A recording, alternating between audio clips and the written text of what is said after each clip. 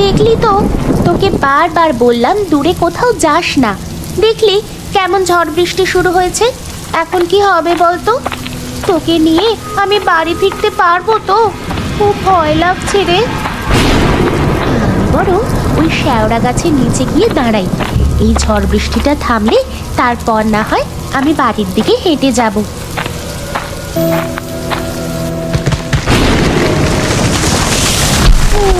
ওরে বাবা রে, এই গাছের ডালটা কি ভেঙে পড়বে নাকি? আমার মনে হচ্ছে এখানে দাঁড়ানো আমার উচিত হয়নি। ওরে বাবা, ওরে বাবা রে, ওটা কি? আমাদের ছেড়ে দাও দয়া করে। আমরা খুব বিপদে পড়ে এখানে এসে পৌঁছেছি। দয়া করে আমাদের ছেড়ে দাও। হাতের ছাগলটিকে আমার দিকে বাড়িয়ে দে। দয়া করে এরকম করো না, ও আমার খুব প্রিয় ছাগল। তুমি ওকে নিয়ে কি করবে? সেটা এক্ষুনি তুই নিজের চোখের সামনে দেখতে পাবি।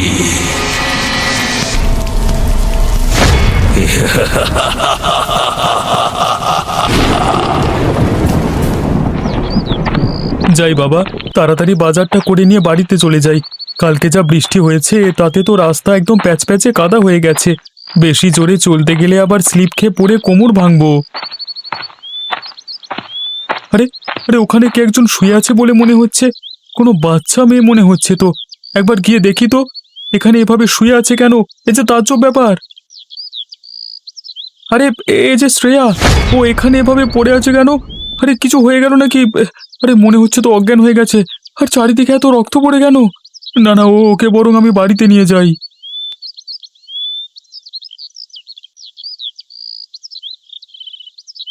আরে শ্রেয়া মা, তোর কি হলো কি? এভাবে তুই গাছের তলায় অজ্ঞান হয়ে পড়েছিলিস কেন? কাকা, কালকে রাতে আমি আমার ছাগলটাকে নিয়ে ফিরছিলাম মাঠ থেকে। এমন সময় ভীষণ ঝড় উঠেছিল। তারপর আমি শ্যাওড়া গাছতলায় দাঁড়িয়েছিলাম।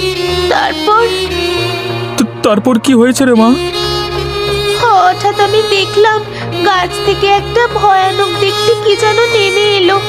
ও এসে আমার হাত থেকে ছাগলটাকে ছিনিয়ে নিয়ে আমার সামনে চিবিয়ে চিবিয়ে খেয়ে ফেললো। বলিস কি রে, এ কথা সত্যি নাকি? হ্যাঁ কাকা, আমি একদম সত্যি বলছি। ওর চোখগুলো লাল লাল, যেন আগুনের মতো জ্বলছে। তাহলে তো এ খুব খারাপ কথা। হঠাৎ করে আমাদের গ্রামে কি ভূতের উপদ্রব হতে শুরু করলো? হ্যাঁ কাকা, ওকে আমি চোখের সামনে দেখলাম। তারপরে আমি এই অজ্ঞান হয়ে গেছিলাম। আমার মনে হয় কাকা, ও ওই গাছেই থাকছে। বেশ, তাহলে আমাকে একবার গিয়ে দেখতে হয় তো। না কাকা, ওই ভুলটা করো না তুমি। ওই ভূত যদি তোমার কোনো ক্ষতি করে দেয়। ক্ষতি করলে আর কি করা যাবে, কিন্তু তাতেও আমাকে একবার গিয়ে দেখতে হবে ব্যাপারটা কি হয়েছে। কিন্তু যাই বলিস শ্রেয়া, আমি তো প্রত্যেক দিন রাতে ওই গাছের তলা দিয়ে আসি। আচ্ছা, কালকের বারটা কি ছিল বলতো? কালকে ছিল শনিবার। না না না না, শনিবার তো আমার ছুটি থাকে। তাই শনিবার দিন তো আমার ওই পথ দিয়ে আসা হয় না। ঠিক আছে, আমি এরপর তবে শনিবার দিন গিয়ে দেখবো, কেমন? হ্যাঁ গো, আমরা কি সারা জীবনে কোনো ছেলেপুলের মুখ দেখতে পারবো না? আমাদের অভাব কি আছে বলো? ওপরওয়ালা কি আমাদের সন্তান সুখ থেকে সারা জীবন বঞ্চিত রাখবেন? সেটা তো আমিও বুঝতে পারছি না গিন্নি। সত্যি আমাদের ভাগ্য যে এত খারাপ আমরা বুঝতে পারিনি। সারা জীবনে যা চেয়েছি তাই পেয়েছি, কিন্তু এসব কার জন্য করেছি বলো তো? আমাদের যদি কোনো বংশধরী না হলো তাহলে এসব পাওয়ার তো কোনো মানে হয় না। তুমি কিছু একটা করো। অনেক তো ডাক্তার দেখানো হলো, কিন্তু তারা তো কিছুই বুঝতে পারছে না। আমরা যদি কোনো সাধু গুণিনের কাছে যাই। এসব তুমি কি বলছো গিন্নি? এখনকার যুগে এসব অন্ধবিশ্বাস নিয়ে তুমি চলো কিভাবে? তাহলে তোমার কথা অনুযায়ী আমি তো অনেক ডাক্তার দেখালাম, তারা কিছু করতে পারলো না কেন? তোমাকে আরও ডাক্তার দেখাবো? আমার কি পয়সার অভাব আছে নাকি? সারা জীবন ওই করে যাও, দেখবে আমরা কোনো দিনই সন্তান সুখ ভোগ করব না। তুমি একবার তোমার বিশ্বাসটাকে দূরে সরিয়ে রেখে চলোই না আমার সাথে কোনো সাধু বা গুণিনের কাছে। তারা নিশ্চয়ই এর কোনো না কোনো উপায় বলে দিতে পারবেন। আবার কিন্তু এসব ভণ্ড লোকেদের একদমই বিশ্বাস হয় না। ঠিক আছে গিন্নি, তুমি যখন এত করে বলছো তখন আমি অবশ্যই কোনো সাধুর কাছে একবার নিয়ে যাব তোমাকে। ভৈরবদা বাড়িতে আছেন? আমাদের একটু প্রয়োজন ছিল, বাড়িতে আছেন কি? কে চাই তোর? এখানে কেন এসেছিস? আর এই মেয়েকে কেন বার করেছিস? দাদা, খুব বিপদে পড়ে আপনার কাছে এসেছি, দয়া করে একবার ভেতরে যাওয়ার অনুমতি দিন। আয় ভেতরে আয়। এই মেয়ের পেছনে এক বিদেহী আত্মা ঘুরে বেড়াচ্ছে। ওকে এখন রাত্রিবেলায় কেন বার করেছিস?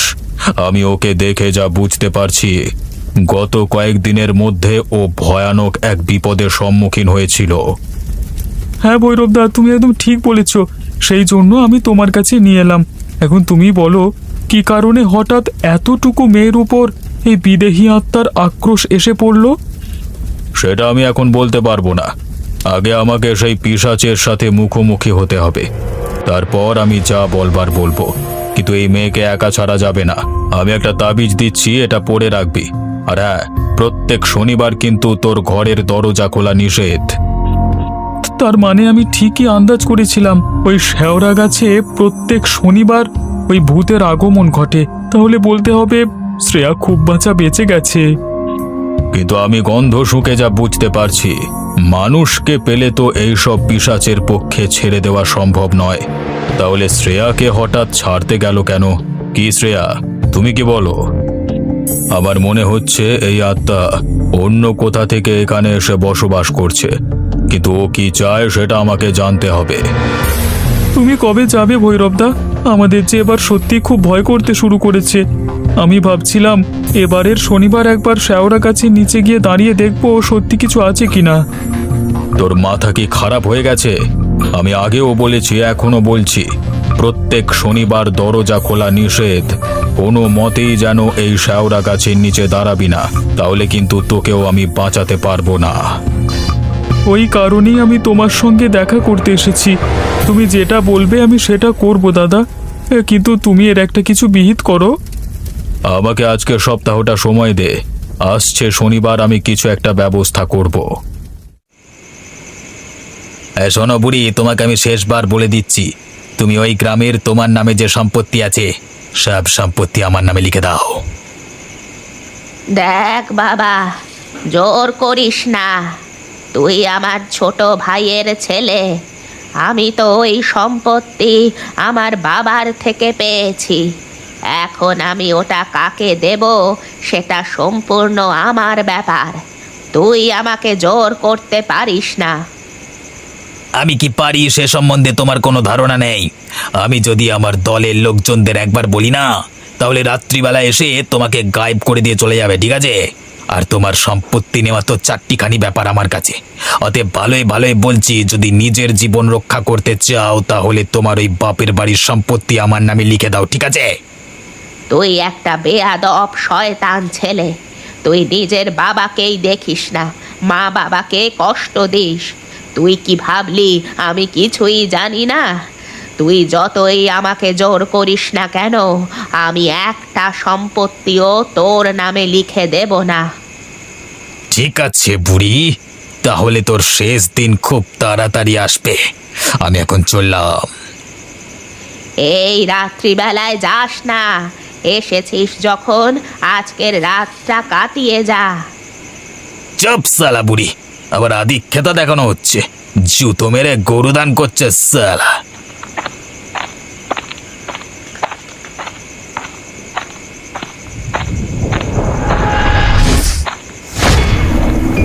আরে সালা রে, মরে গেলাম রে। সামনে কি চলে এলো রে? ও তোর সাহস কি করে হয় এই রাতের বেলায় আমার বাসস্থানে নিচে দিয়ে যাওয়ার? ওরে বাবা রে, যে ভূত! ভাই, আমি এখন কি করব? দয়া করে আমাকে ছেড়ে দাও। আমি তোমার কোনো ক্ষতি জেনে শুনে করিনি। আমি জানতাম না যে রাতের বেলায় এই রাস্তা দিয়ে যেতে নেই। আমার খুব বড় ভুল হয়ে গেছে। বেশ, পরের জন্মে না হয় তুই ভুলটা শুধরে নিবি।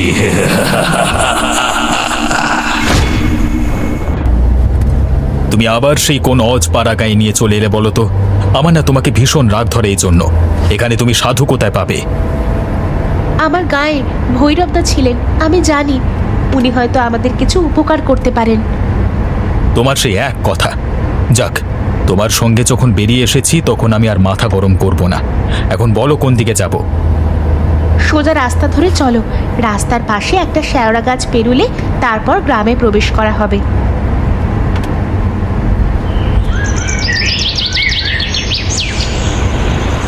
ওই যে দেখো, শেওড়া গাছটা দেখা যাচ্ছে। আরে আরে, এই গাড়িটার আবার কি হলো এই সময়?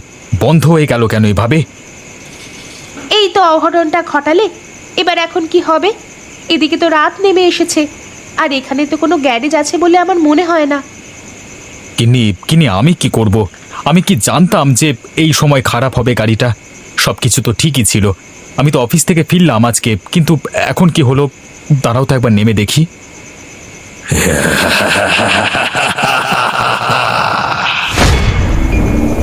আরে আরে, এভাবে অট্টহাসি কে করছে? রত্না, তুমি কি শুনতে পাচ্ছ?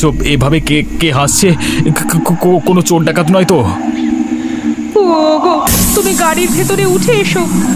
আমার মনে হচ্ছে অন্য কোনো ব্যাপার। আমার খুব ভয় করছে।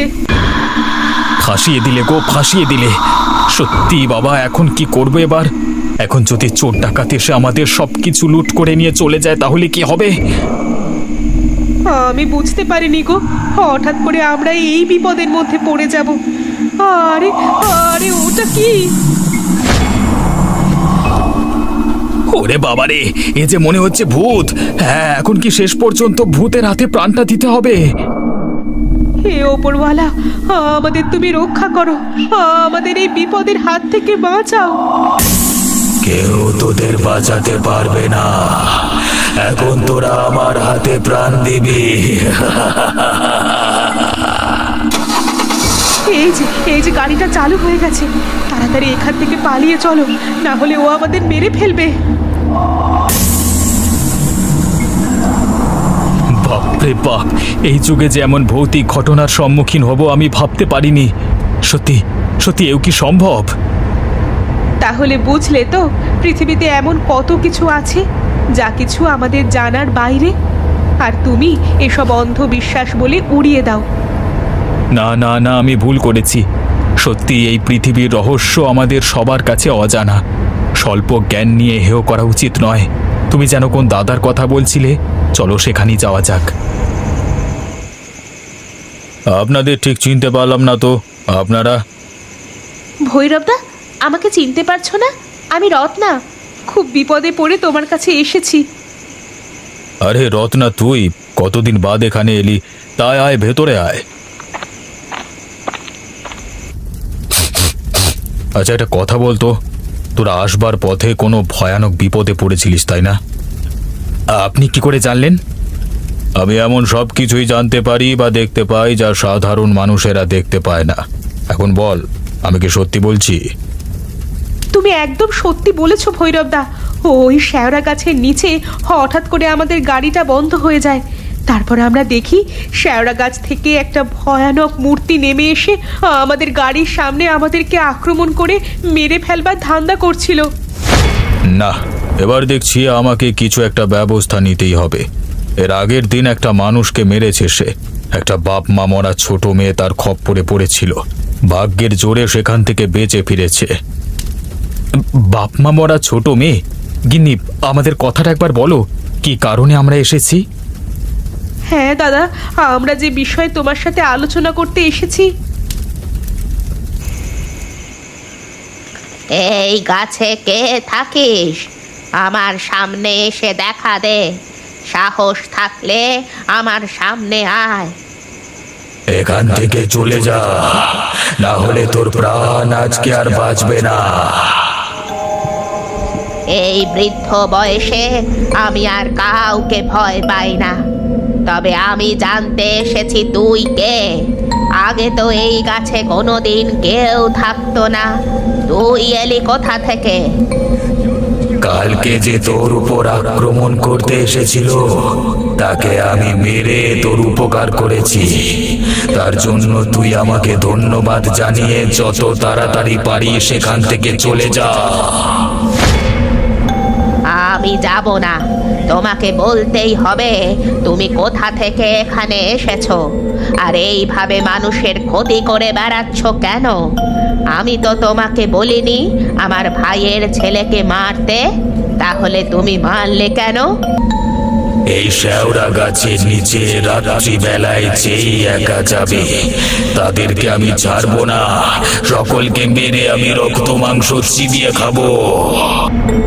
তাহলে আমাকেও মেরে ফেলো, আমাকে বাঁচিয়ে রেখেছো কেন? তুমি বাকিদের মতো নিষ্ঠুর নও, তোমার মধ্যে সরলতা আছে। তুমি বিপদে সকলকে সাহায্য করো, তাই আমি চাইলেও তোমাকে মারতে পারবো না। তুমি এখান থেকে এসো, আমাকে বিরক্ত করো না। দাদু বাড়িতে আছিস? বেরিয়ে আয় একবার, খুব দরকার আছে। আরে ভৈরবদা, তুমি এখানে কি করছো? আর এনারা কারা? এনারা শহর থেকে এসেছেন। আমাদের এক্ষুনি একবার শ্রেয়াদের বাড়ি যেতে হবে। শ্রেয়াদের বাড়ি কেন দাদা? ওখানে গিয়ে কি করবে? এনারা শ্রেয়াকে নিয়ে যেতে চান। শ্রেয়ার বাবা মা নেই তো, তাই এনাদের কাছে গেলে আশা করছি ও খুব ভালো থাকবে। কিন্তু দাদা, শনিবার তো তুমি দরজা খুলতে বারণ করেছো, তাহলে কি আমরা ঘর থেকে বেরোবো? আমি আছি তো, তোর কোনো চিন্তা নেই। তোদের গায়ে কেউ হাত দিতে পারবে না, তবে আমাদের শ্রেয়ার কাছে যেতে হবে। আজকে রাতটা থাক না দাদা, কালকে সকালেই বরং। তুই বুঝতে পারছিস না, আজকে রাতেই শ্রেয়ার সঙ্গে কথা বলতে হবে। যদি শ্রেয়া রাজি হয় তবে এনারা আজকেই তাকে নিয়ে চলে যাবে। ঠিক আছে দাদা, চলো তবে। এগি শ্রেয়া এখান থেকে গেল কোথায়? আরে আরে এই তাবিজটা তো আমি ওকে দিয়েছিলাম, ও হাত থেকে খুলেছে কেন? আর এখানে মনে হচ্ছে সেই অশরীরী আত্মা এসেছিল। তার মানে অতটুকু বাচ্চা মেয়েকে আজকে সে ঘর থেকে তুলে নিয়ে গেছে? আমাদের এক্ষুনি শেওড়া গাছের তলায় যেতে হবে, আর এক মুহূর্ত এখানে নয়। তুমি এখানে কেন এসেছো? আর এইভাবে মানুষগুলোকে মারছো কেন? ওদেরও তো কষ্ট হয়। ও তুমি বুঝবে না, আমাকেও একটা লোক অনেক কষ্ট দিয়ে মেরেছে। তারপর আমার দেহকে নদীর জলে ভাসিয়ে দিয়েছে। শনিবারের রাত ছিল সেটা, আমি অফিস থেকে ফিরছিলাম, সেই সময় আমাকে খুন করে। কিন্তু তুমি নিরীহ মানুষগুলোকে মেরে কি ভালো কাজ করছো? আমার প্রিয় ছাগলকে তুমি মেরে দিলে, আমি তো একা হয়ে গেলাম। আমি রাগে মাথা ঠিক রাখতে পারিনি, তাই কি মারছি কাকে মারছি কিছুই হুঁশ থাকে না। একটা কথা বলবো? হ্যাঁ বলো। তুমি যে আমার কাছে প্রতিদিন আসো আমার খুব ভালো লাগে। জানো, আমারও তোমার মতো একটা ছোট্ট মেয়ে ছিল। মোটেও এ কথা যেন কেউ জানতে না পারে। সেদিনের পর আমাকে ভৈরব কাকা একটা তাবিজ দিয়েছিল। আমি সেই তাবিজ ঘরে খুলে রেখে প্রতিদিন তোমার সঙ্গে দেখা করতে আসি। কিন্তু তুমি যদি এভাবে মানুষের ওপর অত্যাচার করতে থাকো তাহলে কিন্তু আমি আর আসবো না। শ্রেয়া, ওখান থেকে সরে আয়, তাড়াতাড়ি আয়, ও তোর ক্ষতি করে ফেলবে না হলে। ওই তো সেই লোক যে আমাকে মেরেছে। আমি তোকে ছাড়বো না শয়তান, তোর জন্য আমার সারা জীবন নষ্ট হয়ে গেছে। তবে রে, মানুষ দেখলেই তোর আক্রমণ করতে মন চায়। এই নে তবে মর। ওই লোক আমাকে মেরেছে, আমাকে আমার প্রতিশোধ নিতে দে। আমার প্রতিশোধ নেওয়া হয়ে গেলেই আমি এখান থেকে সারা জীবনের মতো চলে যাব। আমাকে প্রতিশোধ নিতে দে। কে তোকে মেরেছে? দাত্রীনাথ। কি আবোল তাবোল বকছিস তুই? ও তোকে মারতে যাবে কেন? তুই কি ওকে চিনিস? চিনি, ও ওর স্ত্রীকে খুন করতে চায় যাতে অন্য মহিলাকে ও বিয়ে করতে পারে।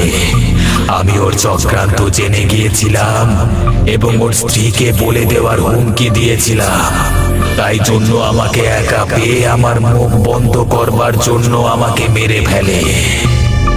তার মানে তুমি এতদিন আমাকে... ও তোমাকে অল্প অল্প বিষ খাইয়ে মারতে চেয়েছিল যাতে পুলিশে কিছু বুঝতে না পারে। তার মানে এই বিষের কারণে রত্না সন্তান ধারণ করবার ক্ষমতা হারায়, আর তাই তারা কোনো পুত্র সুখ ভোগ করতে পারেনি। সব মিথ্যে বলছে, আমি কোনোদিন এসব কাজ করিনি, সব মিথ্যে। না, সবকিছুই সত্যি। তুমি প্রত্যেক দিন অফিস থেকে ফিরে আমাকে নিজের হাতে চা তৈরি করে খাওয়াতে, আর তাতেই তুমি বিষ মেশাতে। এবার আমাকে মুক্তি দাও, আমি ওকে শেষ করি। না না না না, যাক, পাপ তাহলে বিদেয় হয়েছে। এখন রত্না, তুমি বরং শ্রেয়াকে নিয়ে বাকি জীবনটা কাটিয়ে দাও। আমি সারা জীবন ওদিকে বিপদের হাত থেকে মুক্ত রাখবো, কথা দিলাম।